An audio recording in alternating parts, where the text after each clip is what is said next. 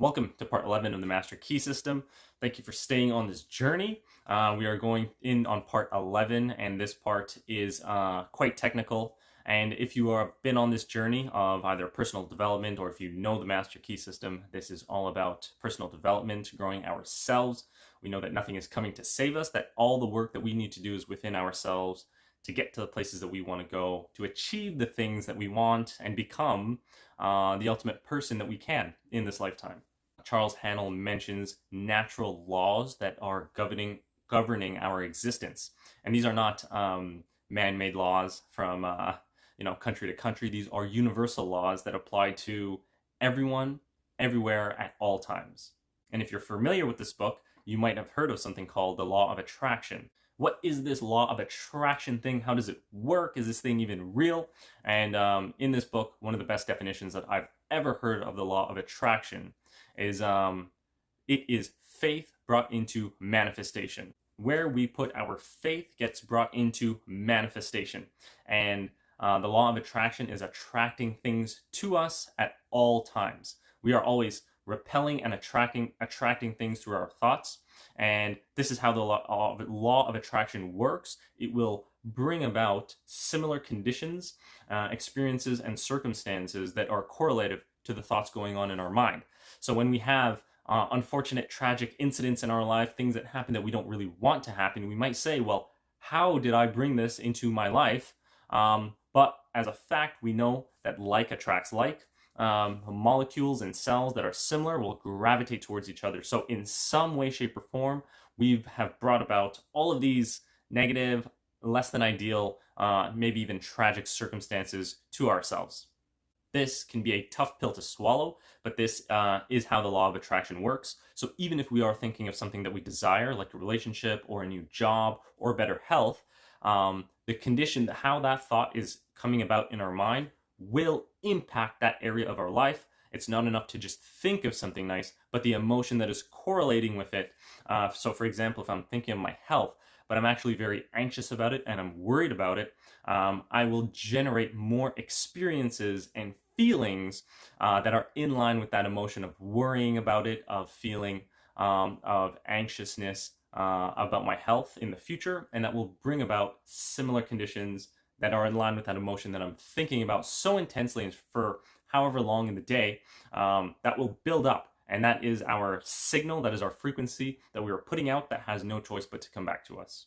The main point in this chapter is going over the idea of inductive reasoning, our scientific understanding. This is how we view science. This is where it has gotten us to this point through inductive reasoning, through looking at objects, situations, circumstances, and identifying different parts of it until we get to the point where we find the commonality in all parts. So we are identifying facts so that we come to a conclusion of facts. And this method of objective science has gotten us to where we are today in the progress that we've made. And this is what gets rid of superstition, and we trade that for intelligence. And sometimes we may have uncertainty, but through these methods of objective science and coming to facts, we have solid logic and reason as the foundation for our decisions, for our understanding. And this is how we get where we are right now and progress towards better in the future. So staying on the idea of getting to where we want to go, getting the things that we want, Hannell says that need, want, and desire seek to stick to things that are complementary to it. This induces, guides, and determines our actions. So we will always gravitate towards the things that we need, want, and desire. And we will bring them into our life as we need them, as we want them, and desire them. So any situation that we have in our life has been brought into us for some constructive purpose. And in this chapter, Hannell brings up a point that Plato made of an ideal world, of a place that we are striving towards in this physical reality. So he says that that mechanical labor and repetition will be all given towards nature, so that nature will be taking care of these repetitive activities, that we no longer have to do them, that wants are satisfied by mental use of the will, that anything that we could ever want, anything that we desire, a feeling, anything that we want, that a slight adjustment of our will, of our mind, and that desire becomes fulfilled, that nothing needs to happen externally. Hopefully we will get to that point one day, and that is a far off image of our world right now, but it is something that Plato had in his writings, that this is the ideal world, and that supply is created by the demand, that there is no excess of supply waiting to be demanded, that anything that we need in society on a personal level, that it is created on the spot, then used, that there is no need for waste. So when it comes to these natural laws, we want to understand them so that we can know how they work and how we can jump in the flow in line with these natural laws. So for example, the rocks, the minerals, different vegetables and animals that exist in this physical reality are all part of the same structure, and they are following natural laws. Now, if they deviate from natural laws, they will become very apparent, but they don't. Animals operate off of instinct, so they don't ever eat the wrong things. They don't have to deal with hospitals, or they don't need, different diagnosis. And if they did violate the laws of nature, it would be very apparent. They would look deformed, distorted, they would act differently. So they follow in line with the laws of nature, and that guarantees their success in the animal kingdom. And we are trying to do the same thing. Our wants, needs, and desires are one and in part of the whole. So if we are in line and we are acting correctly as a part of the whole, all of our needs, wants, and desires will be fulfilled accordingly.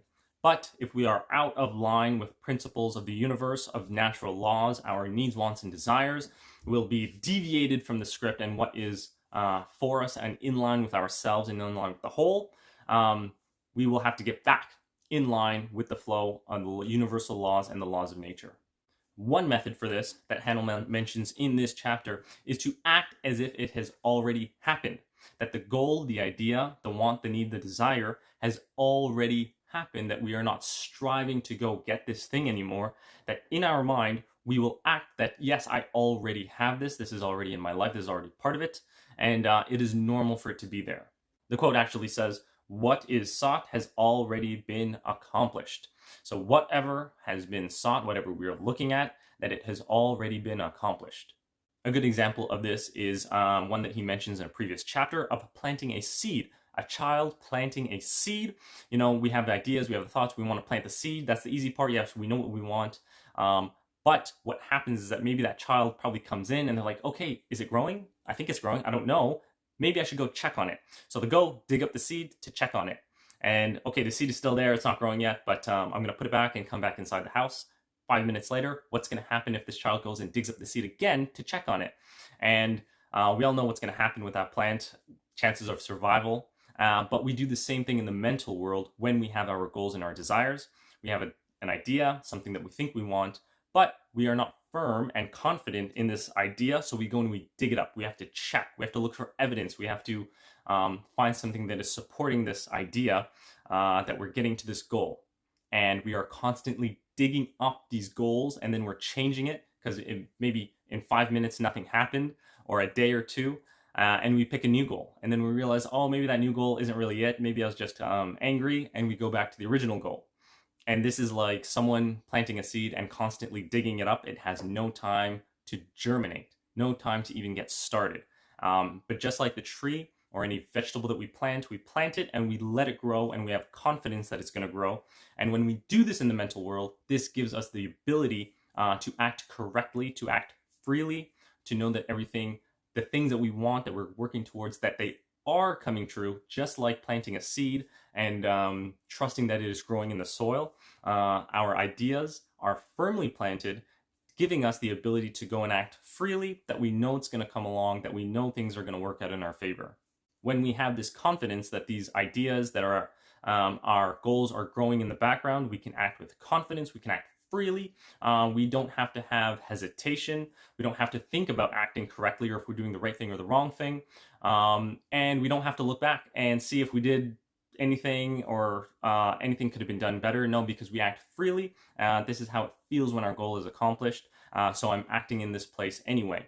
And by the law of attraction, because we are feeling, seeing, thinking about it as already taken place and happened, what happens in our external environment? Our external environment has no choice but to reflect that back to us. The only thing with this reflection and our desires and our goals coming true, just like the seed, it does take time. There's a delay, there is a germination process, and that's where our confidence, our reassurance comes into play. So in this part 11 of the Master Key System, there is no practical step. Instead, this is diving deeper into the knowledge of the law of attraction, the law of cause and effect, how they work, and to build a better foundation of knowledge going forward in our practice. So thank you for watching. See you until next time.